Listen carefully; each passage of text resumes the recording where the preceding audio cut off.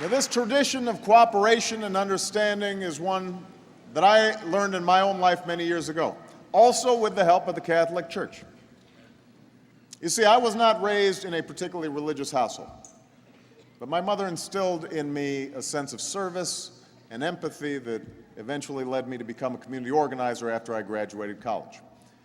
And a group of Catholic churches in Chicago helped fund an organization known as the Developing Communities Project. And we worked to lift up South Side neighborhoods that had been devastated when the local steel plant closed. And it was quite an eclectic crew: Catholic and Protestant churches, Jewish and African American organizers, working class Black, white, and Hispanic residents, all of us with different experiences, all of us with different beliefs. But all of us learned to work side by side because all of us saw in these neighborhoods other human beings who needed our help to find jobs and improve schools.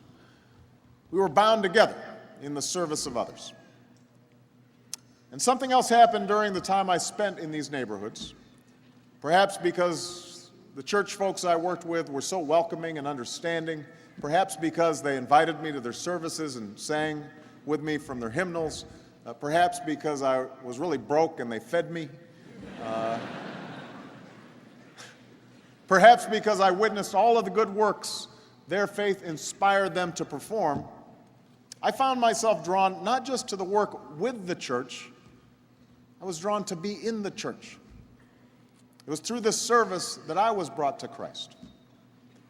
And at the time, Cardinal Joseph Bernardine was the Archbishop of Chicago. And for those of you too young to have known him or known of him, he was a kind and good and wise man, a saintly man. I can still remember him speaking at one of the first organizing meetings I attended on the South Side. He stood as both a lighthouse and a crossroads, unafraid to speak his mind on moral issues ranging from poverty and AIDS and abortion to the death penalty and nuclear war. And yet he was congenial and gentle in his persuasion, always trying to bring people together, always trying to find common ground. And just before he died, a reporter asked Cardinal Bernardine about this approach to his ministry.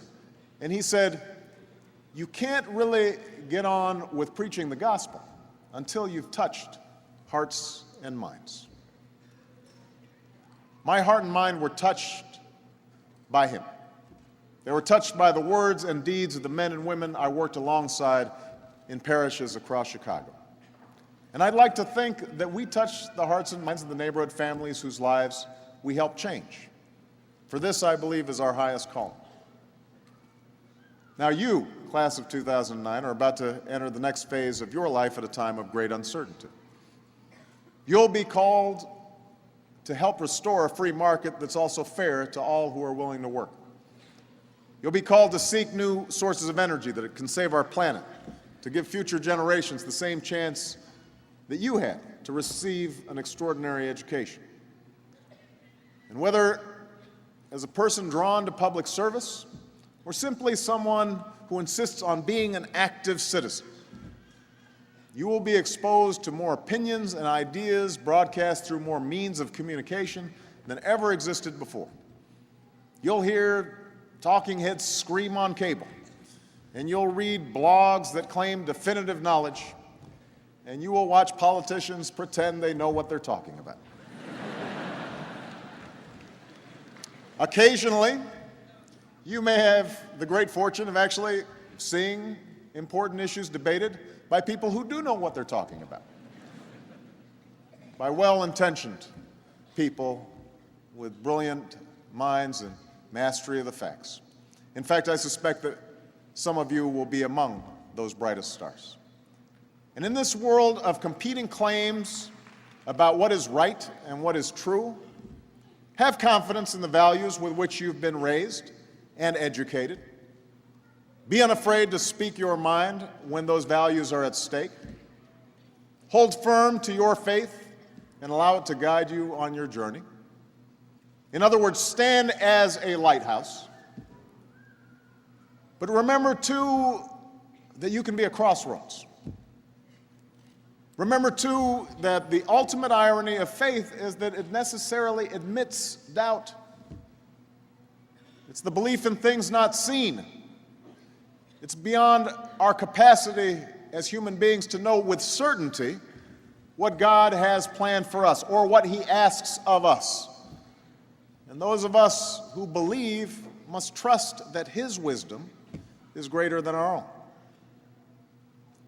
Now, this doubt should not push away our faith, but it should humble us. It should temper our passions, cause us to be wary of too much self-righteousness. It should compel us to remain open and curious and eager to continue the spiritual and moral debate that began for so many of you within the walls of Notre Dame. And within our vast democracy, this doubt should remind us, even as we cling to our faith, to persuade through reason, through an appeal whenever we can to universal rather than parochial principles. And most of all, through an abiding example of good works and charity and kindness and service that moves hearts and minds.